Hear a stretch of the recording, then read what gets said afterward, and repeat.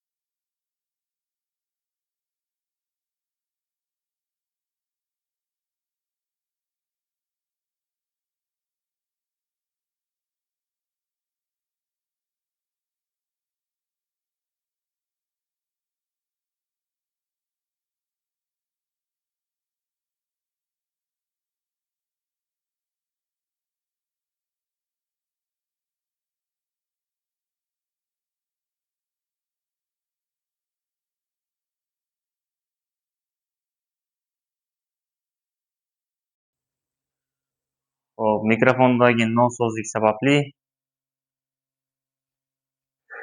demak, mana shu nuqtaga urinma o'tkazib olamiz. Urinma o'tkazib oldik. Endi bu urinmaga normal ham o'tkazib olamiz, normal.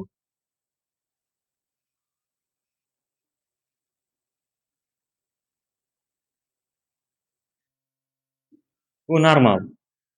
Bu aylananing radiusi kichiklarga teng, kichiklarga. Endi mana shu nuqtadan aylanish o'qigacha bo'lgan masofa nimaga teng? Ya'ni bu nuqtaning aylanish radiusi nimaga teng desa, mana bunga teng bo'ladi. Bu nuqtaning aylanish radiusi mana bunga teng. Mana shunga.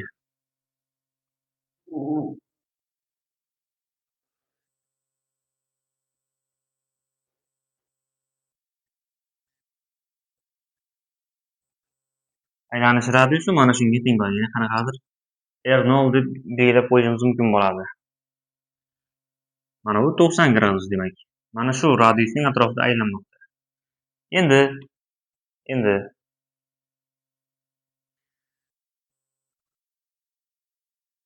mana bu nuqta esa qanaqadir u tezlik bilan demak harakatlanmoqda bo'lsin.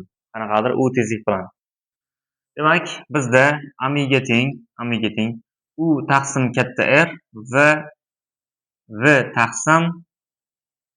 taqsim kichkina R0 bo'ladi bu yerda. Mana shu yerda biz bemalol uni topib olishimiz mumkin. U teng v kara katta R taqsim R0. Bu formula nima uchun tenglashtirish mumkin?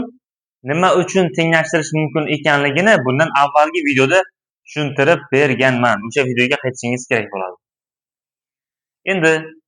Endi hop, mana shu R0 ni topib olishimiz kerak bo'ladi. Bu yerda mana bu vertikal, demak radius vertikal bo'ladi bu yerda.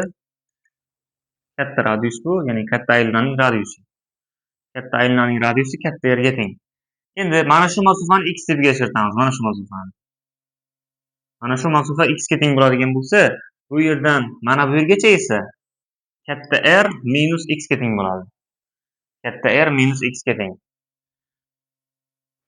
Xo'p, bu yerda mana bu burchak alfa bo'lganligi uchun mana bu yerdan ham bitta burchak o'tkazib oladigan bo'lsak, bu yer ham alfa bo'ladi.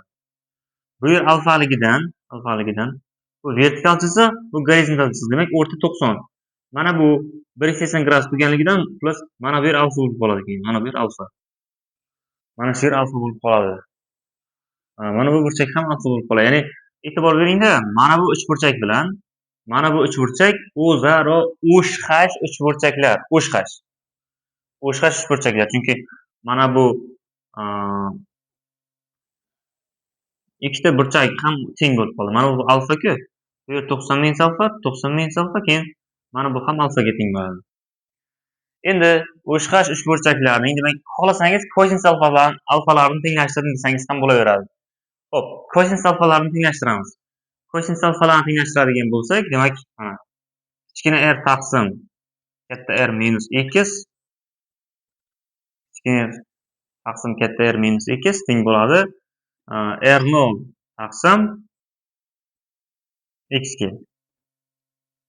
Mana shu yerda demak hisoblashtiramiz. Proporsiya nuqtai nazaridan buni yo'qqa chiqaramiz, buni pastga tushiramiz. Shunchaki soddroq ishlash uchun. R taqsim R0 teng bo'lar ekan R taqsim X minus 1 ga. R taqsim X minus 1 ga. Endi bu yerda X nimaga teng deydigan bo'lsak, X mana. X ni R0 ilg'or bog'laymiz mana. Shunchaki kosinus alfa barobar R0 taqsim X bo'lganligi uchun X ning o'rniga R0 taqsim kosinus alfani qo'yamiz. X ning o'rniga R0 taqsim kosinus alfa yuqoriga chiqib ketadi keyin.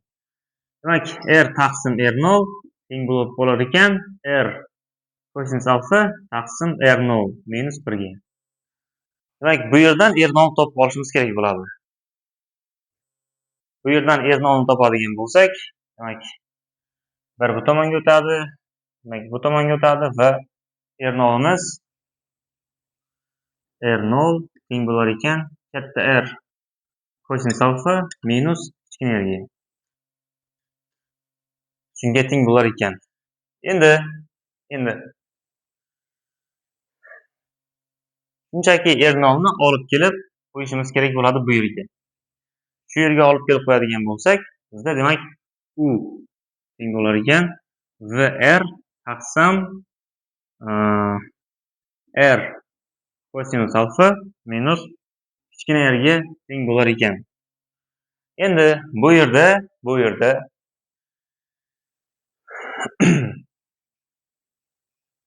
biz mana bu tomonni musbat deb oldik, mana bu v deb mana shu tomonni musbat deb oldik. Bu tomonni musbat deb oldikmi? Musbat deb oldik. Endi u mana bu tomonga harakatlanish, ya'ni mana bu jism mana shu tomonga harakatlanishligi uchun mana bu musbat bo'lishi kerak. Ya'ni r kosinus alfa minus r noldan katta bo'lishi kerak. Bu degani kosinus alfa katta bo'lishi kerak kichkina r taqsim katta r dan. Bu demak mana bu tomonga harakatlanish sharti. Bu tomonga harakatlanish sharti esa shuning teskarisi, ya'ni u manfiy bo'lishi kerak. Bu noldan kichkina bo'lishi kerak. Noldan kichkina bo'lishi degani kosinus alfa kichkina bo'lishi kerak kichkina r taqsim katta r dan. Shunday. Endi shunchaki burchak tezligini toping deyilgan. Burchak tezligi v teng omega r bo'lganligi uchun shunchaki demak omegani topish uchun radiusga bo'lib qo'yishimiz yetarli bo'ladi. Mana buni radiusga bo'lib qo'ysak r qisqarib ketadi. Shunda bizda omega teng bo'lar ekan v taqsim r kosinus alfa minus kichkina r ga.